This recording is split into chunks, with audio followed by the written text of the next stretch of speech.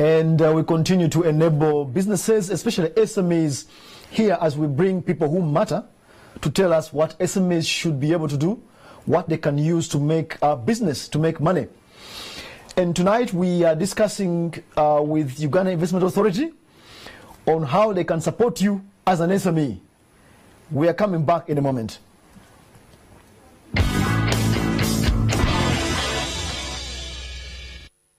Welcome back. My guest tonight is Mr. Why do I lose your name? Basil Ajia. Yes. Very good. Yes. Acting ED UIA, yes, and Director SME Division. So you're the right man for this discussion. Precisely. Let's start with what UIA has in store for SMEs in terms of support. Yes, good evening, visitors, viewers. Basil Ajia is my name. What we have in store, or what we do to support SMEs in Uganda as Uganda Investment Authority, one is to support, because our journey is to see that the SMEs transform their ideas into products which can be marketed. And you know, Uganda has been talking about different policies, BUB inclusive. Yes. First and foremost, we support SMEs to improve on their products, and to the extent that we help them to certify the products and eventually reach the supermarkets. And that is when we can talk about consuming Ugandan products. So we support in trainings. We equally support SMEs in getting linkage to international investors. We have done this for the last 4-5 years, where we call SMEs and link them to multinationals. And in doing that, you need to do a lot of trainings, you need to do a lot of support. You need to help them in building confidence. You need to train them on how to pitch the businesses, because when you're talking to international business person or investors, they need to gain confidence that your product is really worth. Beyond that, UIA does what is called business incubation and mentorship, from ideas to product. And in so doing, we link up with other institutions. We work closely with institutions like CURAD. We have a close working relationship with Uganda Industrial Research Institute. So in so doing, we get SMEs and give them hands-on skills, the technical skills, which eventually helps them improve the quality of their products. So how do I link into UIA? You have said you do those things. Now, how do we link? Do I just walk there, and what do I do? Basically, you express interest, you request for support. I write a letter? You write a letter, you can go to the districts. The contact persons are the district commercial officers. You go to the district and then they write to us. If you're close within Kampala, you can walk to our office, and then we organize a training. We organize information package. We organize conferences where we call SMEs and we talk to them. And we also give them information on different opportunities in other government institutions. We talk about tax opportunities and tax incentives that SME can take advantage of. If I am just me, the SME, there is no group, I write a letter, what happens next? Not that you have to write letters to get support in all circumstances. You can be a walk-in. You may want to understand the different investment opportunities. And you're an SME, you come to UIA, and then you are directed to an officer who helps you to give you the different business ideas. So it varies from situation to situation. You don't have to write in all cases. You specifically said something about you can help me work on my product to be certified, but you are not an UNBS. How do you do that? Well, I mentioned that UA is a government institution and we work closely with other government bodies, UNBS inclusive. So what we do, we get SMEs who are involved in value addition, especially agricultural value adding services. And through that, we train you, and we bring other agencies. We bring UNBS on board. We want to inspect your production area, want to see whether it conforms to the requirements. And after that, UIA helps to pay for those. We can pay for you to get certification. And that's the process which is required before you can take your products in reputable locations. Surely, you say you pay. Do you pay all the money, or I need to pay some of it? You know, SMEs need to get credit, because when you tell them you pay, they say, oh, we are getting free things, but I think it's free, really.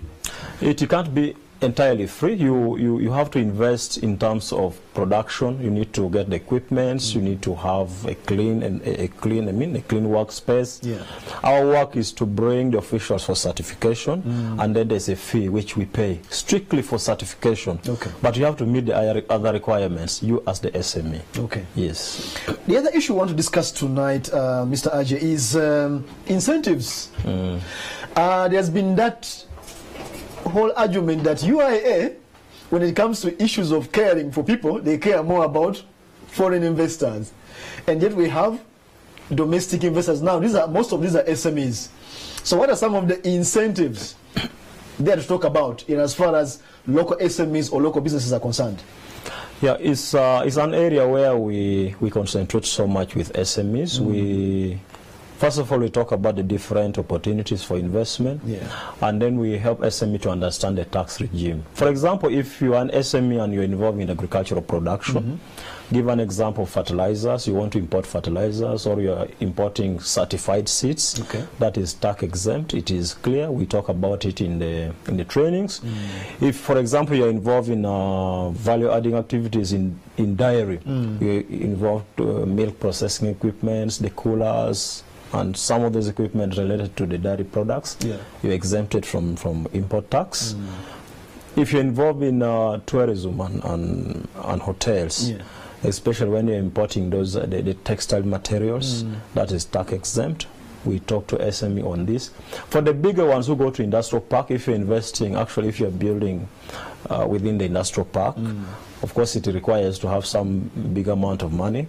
You're exempted from taxation. And quite a number of other incentives that apply. It doesn't segregate local or foreign. It actually applies to both local and domestic and foreign investors. To the extent that when you're in tourism, the threshold is lower. If you invest in 15 in the tourism industry, if you have like 15 rooms for a local hotel or lodge in 15 rooms, for a local SME you quickly qualify, whereas for a foreign investor you need to invest about $8 million US. That is when you qualify for such. It goes also to industrial buildings. For the SMEs or the local indigenous Ugandans, the thresholds are lower. So it's not true that the tax incentives or the tax regime favors the foreigners. What I can implore SMEs is that you need to take advantage of the information which is available, and this is available on UAE website, and we have handbooks which guides you on the different tax opportunities available. Very good. So now there are these incentives, we have heard of them. Of course they're not exhausted, and if you're an SME, you need to do some homework for yourself. But now let's ask, does everybody qualify for these incentives? To get a tax incentive is a formal process. Of course, you write and then you demonstrate reasons why you should be exempted from paying tax. But before you reach that level, you must be a formal institution. And this is the point where I encourage SMEs to formalize their businesses, because you need to register your business for you to qualify for such. You need to present your credentials, you need to be incorporated. So the message across, one is that you need to formalize the business, and secondly, you need to keep your records, because for you to qualify for exemption, your records must be clear enough.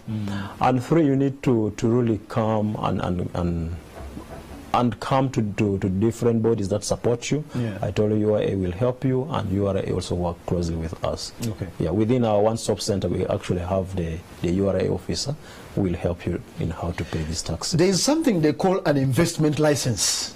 What is that, and why is that very important, and how do I get it? Investment license is a document that URA gives out to people who qualify to be called investors. If you're Ugandan, you need a minimum threshold of $50,000 in value of your investment. For foreigners, it's 100,000. It's not the money you pay, but we need to see that your investment is worth that. Now, you get investment license to help you to be recognized for most of these incentives. For example, if you go to URA and you say I'm going to construct an industrial building or I'm going to import equipments, they want to see that you have the investment license. You need to demonstrate and prove that you're an investor, because these are incentives that is packaged. It's called investment incentives. So you need to get the investment license to qualify you for such. Beyond that, the investment license helps you to get land in the industrial park before you get any investment land, because that is also an incentive. You must be having the investment license for you to qualify for such. Okay. Yes. Let's say I do those qualifications.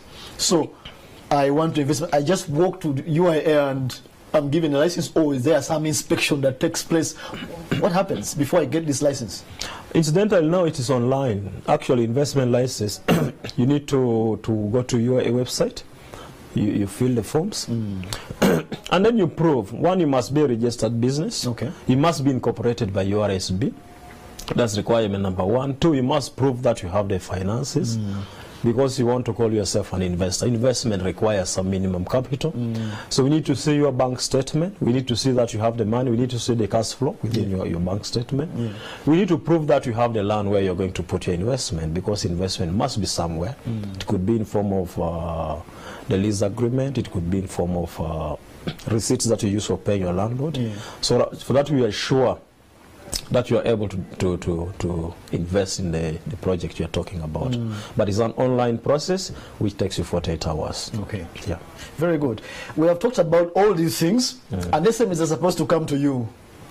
But my colleague, before that, asked a question. There's a lot of things going on with UIA. And you're an institution that is supposed to instill confidence. And if I'm going to wake up tomorrow and take up this message and come to you, I need to know that all is well. So, Mr. Ajay, you're the acting ED of UIA now. We are hearing things. Is all well? Yes, you are hearing things. What I can tell you and assure everybody is that we are stable. UIA is okay. We are moving normally. UIA has established structures. The staff are on ground. We are supporting investors. Actually, when you come to our one-stop center, it's busy as usual. We are giving investment license. We're incorporating companies. If you go to in the industrial park, you have our staff there who are supporting the different investors. Okay. If you come to the SME division, there's support. We are training different SMEs. Actually, currently, as I talk, we're in touch with the South African Trade and Investment Hub. Okay. We are profiling SMEs who should qualify for grants. So all is well and is taking place. How do I come? That issue you said, how do I qualify to get a grant? You are profiling them. How do you make that choice? Like I said, we don't have a very rigid process. You can write to us, you can go to our website and log on, you can walk to office. You know, we have various approaches. You can walk, and you need to have a profile. We need to know that you are involved in this type of investment or in this type of business. You give us your profile, and then the partners who come to us describe the type of people they need. Okay. They need people who have probably audited books of account for the last 3 years.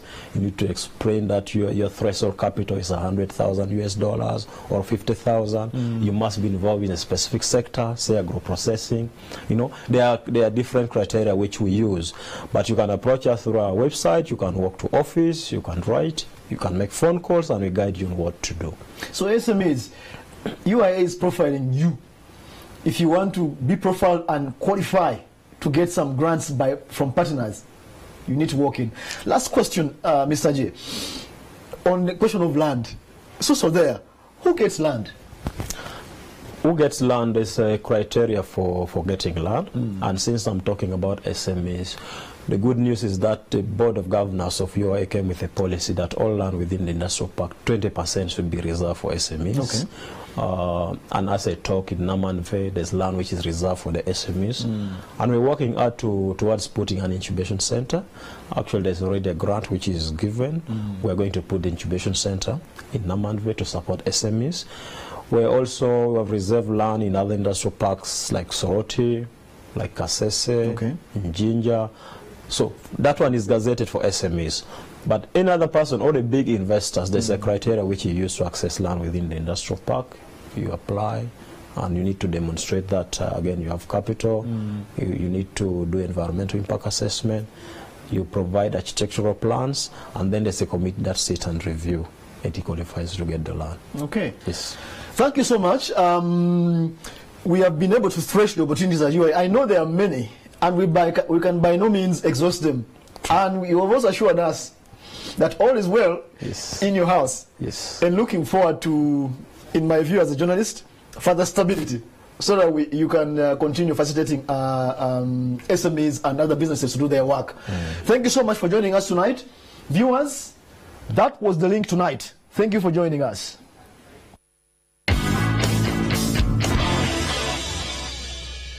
Newsbite is brought to you by Safe Drive Uganda, improving road safety. You are going to have 500 lead cars, okay? Okay, all descending on Parliamentary Avenue on a given evening or after parliamentary session. Then you are going to have them, you know, it's something like even James Bond didn't do. Because you have a pickup of soldiers, full of soldiers, with bulletproof and sharpshooters. But now, which investor will come to invest in a country that has members of parliament being accompanied by army? Currently, our inspection stations are located in Kawanda, Nabingo, Namulanda, Namave, Gulu, Mbale, and Barara. Safe Drive Uganda, improving road safety. Drink Pepsi, everything go be well. Manya mapita na mana bus. But masaka tijawe. Abantu bonna mwena temba kuniriza mu Pepsi yenda fruit. Ne Mountain Dew ebintu bya ddala. Ola mpangu de piki. Ngenda kujitwala entambulira kompone